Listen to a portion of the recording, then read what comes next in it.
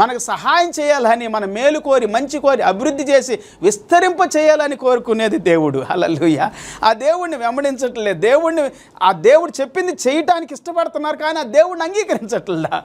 యేసుప్రభు చెప్పింది ఇవే. ఆయన చెప్పిన మాటలన్నీ మనం అంగీకరించకపోతే మన జీవితాల ఆశీర్వాదం పొందలేరు పిల్లారా. బైబిల్ సెలవిస్తా 2వ వచనం, వాని సంతతి వారు భూమి మీద బలవంతులగుదురు, యథార్థవంతుల వంశపు వారు దీవించబడుదురు, కలిమియు సంపదయు వాని ఇంట నుండును, వాని నీతి నిత్యము నిలుచును. మన నీతిని, మన ఇంటిని, మన కుటుంబాన్ని, మన పిల్లల్ని, మన జీవితాల్ని, మన కలిగిన సమస్తాన్ని దీవించేవాడు, దీవెనకరంగా చేయవాడు, ఆశీర్వదించేవాడు, ఆశీర్వాదకరంగా చేయవాడు దేవుడని దేవుని వాక్యం మనకు సెలవిస్తుంది. అద్భుతమైన మాటలు కదండి. ధన్యులంగా మనం ఉండాలి పిల్లారా. ఆశీర్వాదానికి పాత్రులుగా ఉండాలి, దీవెనకు పాత్రులుగా ఉండాలి, పరిశుద్ధపరచబడాలి.